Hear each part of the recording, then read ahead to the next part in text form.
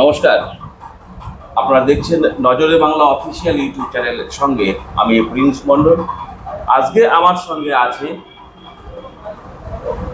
অ্যাপক্যাব bike চালক অপারেটরের CI2 সংগঠনের অন্তর্ভুক্ত তার সহকারী সম্পাদক সোহাগ খান।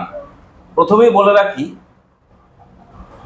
সংবাদ মাধ্যমে একটা কথা প্রচার করবার চেষ্টা করে, তারা নিরপেক্ষভাবে সংবাদ পরিবেশন করে, কিন্তু আমি একথা সবসময় বলে থাকি, আমি নিরপেক্ষভাবে কোনো সংবাদ বা কোনো কথা বলবার জন্য আপনাদের সামনে আসি না। আমি পক্ষপাতমূলক প্রতিবেদন আমি তৈরি করে থাকি, কথা বলে থাকি।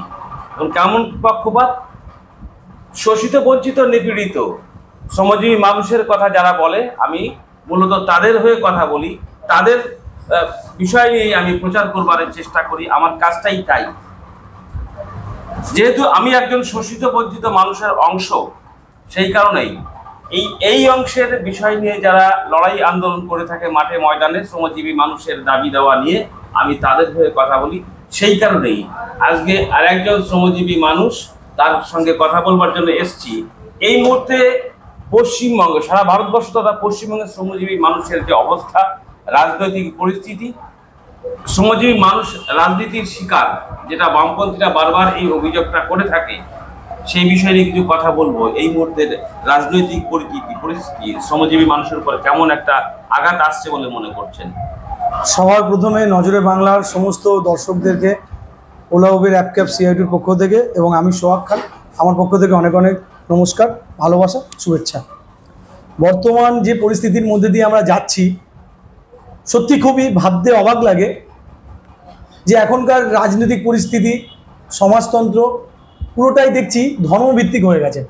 হিন্দু মুসলমান, তুমি হিন্দু তুমি বিজেপি, তুমি মুসলমান তুমি তৃণমূল।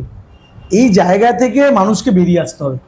মানুষের মধ্যে এই যে বাতাবরণ, সাম্প্রদায়িকতা, মৌলবাদ, এই ধরনের যে ব্যাপারগুলো রয়েছে, সেগুলোকে কিছু মিডিয়া, কিছু রাজনৈতিক ব্যক্তিত্ব তাদের রাজনৈতিক স্বার্থে এটা সবসময় প্রয়োগ করে আসছে। এই বাংলা কিন্তু আমরা দেখিনি। ছোটবেলায় যখন নির্বাচন আসতো, আমি তো খুবই রাজনীতির পরিবার থেকে নই, আমি বা আমার পরিবারের কেউ রাজনীতির সঙ্গে যুক্ত নয়, আমি প্রথম রাজনীতির সাথে যুক্ত হয়েছি। তো ছোটবেলায় যখন দেখতাম প্রচারে আসতো, তখনকার যে সমস্ত রাজনৈতিক দল ছিল, তাদের মধ্যে কখনো আমি এটা দেখিনি যে হিন্দু মুসলমান। তারা যখন আসতো, আমাদের পাড়ার যারা লোক ছিলেন তারা বলতো আমাদের ড্রেনটা হয়নি, আমাদের এখানে জল আর একটা কল হলে ভালো হয়, আমার এই পোস্টে লাইটটা জ্বলে না, এরকম একটা ডাস্টবিন হলে ভালো হয়, আমার ছেলেটার একটা কাজ হলে ভালো হয়। কিন্তু বেকারত্ব এখন আরো বেশি, সেই প্রশ্ন আপনাকে কেউ করবে না, সেটা নিয়ে কেউ ভাববে না। কিন্তু এখন দেখছি একটা মূল রাজনৈতিক চিন্তাধারা হয়ে গেছে হিন্দু আর মুসলমান। আজকে আমরা শিক্ষিত সমাজ, আজকে আমরা প্রত্যেককেই বলতে পারি তারা তাদের ধর্ম পালন করতে পারে, কিন্তু কর্মক্ষেত্রে কিসের ধর্ম বলুন তো? আমি যে একজন বাইক ট্যাক্সি চালক, আপনারা জানেন আমি সংগঠক, পাশাপাশি নিজেও বাইক ট্যাক্সি চালাই। তো আমার গাড়িতে কত হিন্দু ওঠে, কত খ্রিস্টান ওঠে, কত বর্ণের মানুষ ওঠে, কত ধর্মের মানুষ ওঠে। তো এই সমস্ত মানুষকে পরিষেবা দিয়েই তো আমার পেটের ভাত হয়। তাহলে আমার কাছে ধর্মটা কেন প্রাধান্য পাবে রাজনৈতিকভাবে? আমার কর্মটা কেন প্রাধান্য পাবে নয়? আগেকার রাজনৈতিক নেতারা আসতেন, তাদের সাথে আমাদের নানান সমস্যা রয়েছে। কেউ খারাপ কাজ করেছে, কেউ চুরি করেছে, কেউ ডাকাতি করেছে, কেউ ভালো করেনি, কেউ কাউকে বেশি সুবিধা পাইয়ে দিয়েছে। এটা সারা যুগ যুগ ধরে চলে এসেছে। কিন্তু সাম্প্রদায়িকতা ছিল না, হিন্দু মুসলমান ছিল না। ভারতবর্ষে অন্য রাজ্যে যা থাকি, কিন্তু পশ্চিমবঙ্গের বুকেতে কোনোদিন হিন্দু মুসলমান ছিল না। এই হিন্দু মুসলমানটাকে আনা হয়েছে, এটা নিয়ে এসেছে TMC সরকার। TMC সরকার আসার পরেই RSS এর যে স্কুলগুলোর সংখ্যা বেড়েছে।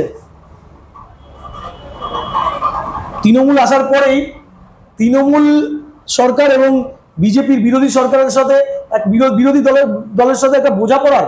কখনো আপনি দেখুন ভাটপাড়ার রাজনীতি, দেখুন বোমাগুলি, কখনো এই ডাঙ্গা থেকে কুমির ডাঙ্গা খেলতাম ছোটবেলা, এই ডাঙ্গা থেকে ওই ডাঙ্গা, ওই ডাঙ্গা থেকে এই ডাঙ্গা।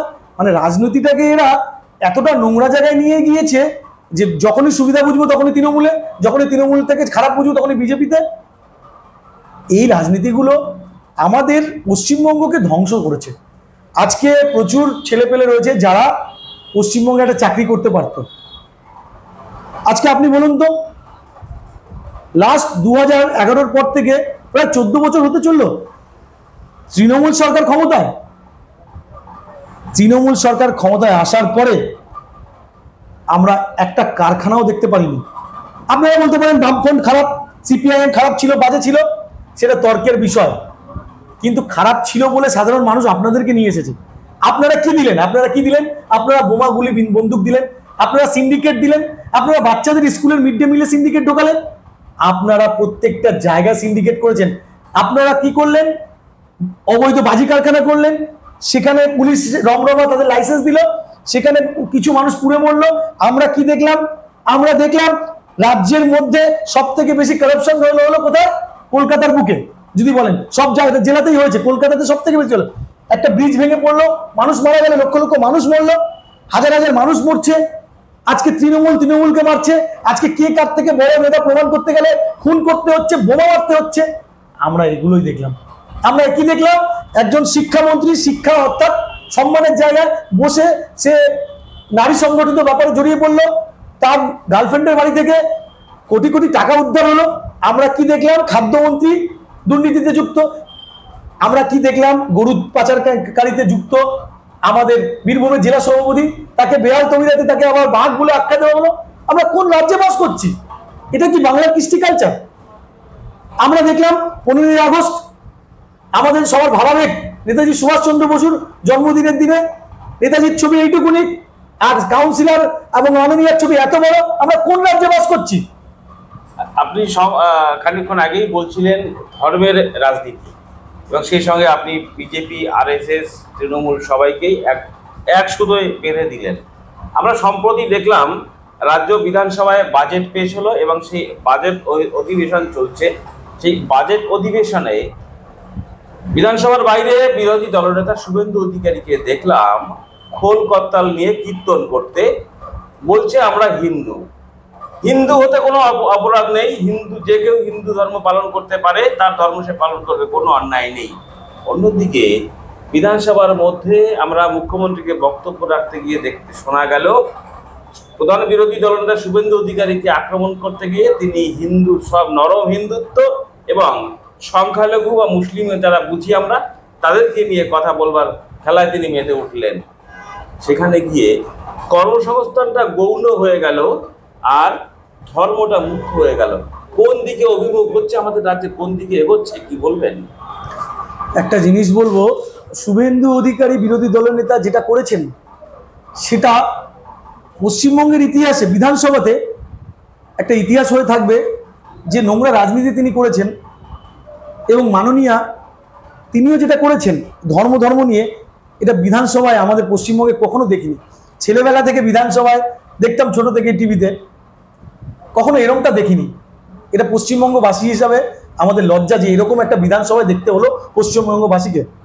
আমি একটা কথাই বলবো, যে বিরোধী দলনেতা করেছিলেন সেই বিরোধী দলনেতাই এই দলে ছিলেন।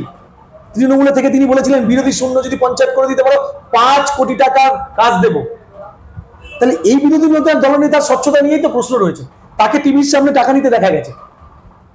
একই ধারে এই যে আমাদের মাননীয় মুখ্যমন্ত্রী, তিনিও মাঝে মাঝে কখনো ইমামদেরকে খুশি করার জন্য টাকা বিলাচ্ছে, কখনো পুরোহিতদেরকে বিলাচ্ছে।